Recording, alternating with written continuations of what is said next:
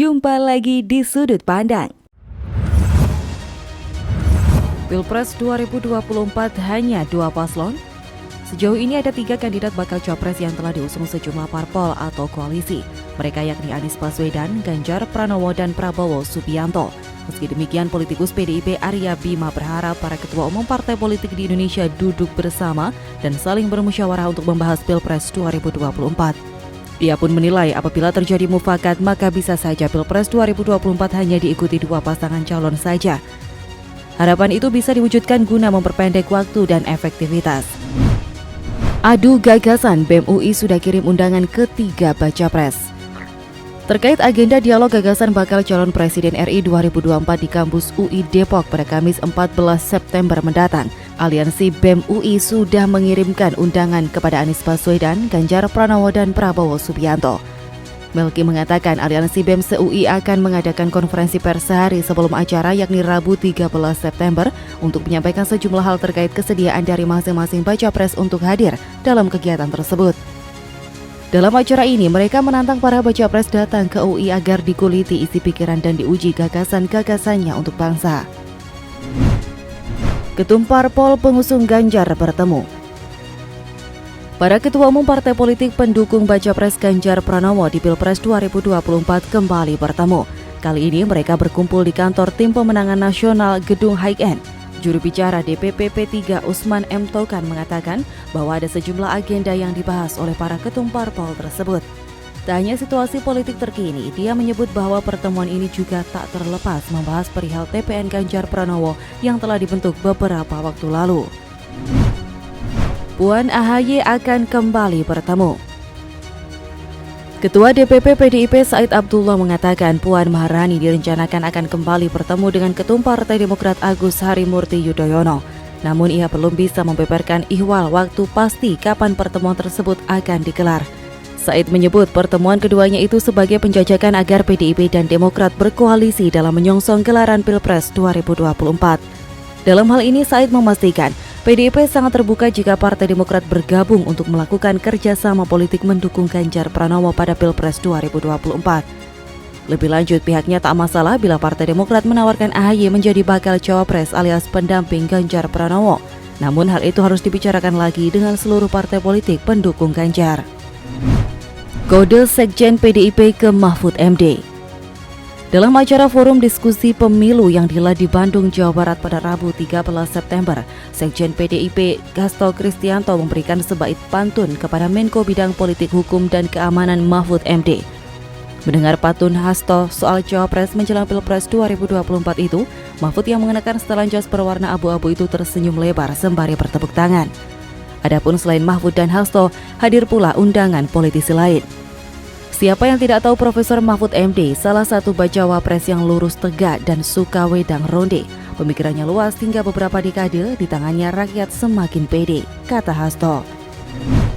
Mahfud MD penuhi kriteria cawapres Ganjar Pranowo. Politikus senior PDIP Pandan Nababan mengatakan Menko Polhukam Mahfud MD punya peluang besar menjadi cawapres pendamping baca pres PDIP Ganjar Pranowo dalam Pilpres 2024. Namun Pada tak bisa memberi kepastian atau persentase kemungkinan Mahfud menjadi cawapres Ganjar. Di sisi lain, Panda juga menilai Mahfud sebagai sosok yang memenuhi kebutuhan Ganjar dalam kontestasi politik tahun depan. Ia mengatakan sejumlah momen kebersamaan Ganjar dengan sejumlah tokoh yang dipertontonkan di publik tidak menjadi jaminan terkait posisi cawapres. Gibran tempel stiker Ganjar, Bawaslu sebut bukan pelanggaran. Sempat ramai diperbincangkan saat Gibran menempelkan stiker bergambar Ganjar dan Jokowi di sejumlah rumah warga Solo, Jawa Tengah pada 19 Agustus lalu. Gibran mengatakan aksi tersebut merupakan instruksi dari PDIP untuk memperkenalkan Ganjar kepada masyarakat Solo. Mengenai hal ini, Bawaslu RI menyatakan tindakan Gibran menempel stiker bergambar bakal capres PDIP tersebut dan Presiden Jokowi di sejumlah rumah warga bukan pelanggaran. Dia mengatakan Bawaslu setempat sudah melakukan penelusuran dan hasilnya Gibran tidak terbukti melakukan pelanggaran. Prabowo lanjutkan misi Habibie.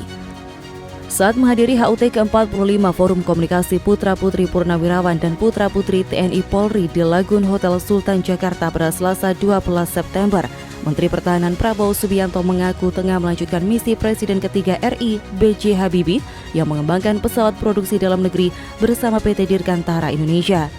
Prabowo mengatakan saat ini Indonesia juga tengah membuat radar buatan dalam negeri serta beberapa aplikasi software elektronik. Semua itu dilakukan dalam rangka upaya pemerintah mewujudkan kemandirian industri pertahanan nasional. Prabowo turut membeberkan bentuk kemandirian industri pertahanan Indonesia lainnya seperti di matra laut. Dia menyebut saat ini PT PAL tengah membuat frigat yang panjangnya 140 meter dan menjadi salah satu frigat terbesar di dunia. Susul Anies Caimin, Prabowo segera umumkan Cawapres. Seiring rencana KPU memajukan jadwal pendaftaran Capres-Cawapres 2024 menjadi 10 hingga 16 Oktober 2023, bakal calon presiden dari Koalisi Indonesia Maju Prabowo Subianto rencananya akan mengumumkan Cawapres pendampingnya di Pilpres 2024 sebelum 10 Oktober 2023. Sejumlah nama bakal Cawapres Prabowo sudah diusulkan oleh Partai KIM, seperti Ketum Golkar Erlangga Hartarto, Menteri BUMN Erick Thohir hingga Yusril Iza Mahendra dari PBB. Sementara itu, Sekjen Partai Gerindra Ahmad Muzani mengatakan Prabowo Subianto mempertimbangkan Wakil Ketua Umum Partai Golkar Ridwan Kamil sebagai bakal Cawapres untuk mendampinginya di Pilpres 2024. Hanya saja, kata Muzani, bakal Cawapres Prabowo harus dibahas bersama dengan partai-partai pendukung Prabowo yang tergabung dalam Koalisi Indonesia Maju, yaitu Gerindra, Golkar, PAN, dan PBB. Partai Buruh resmi tak akan dukung Anies. Partai Buruh memutuskan untuk tidak mendukung Cawapres Koalisi Perubahan Anies Baswedan di Pilpres 2024 mendatang. Ketua Umum Partai Buruh Said Iqbal mengatakan pihaknya telah mengeliminasi Anies dari Capres 2024.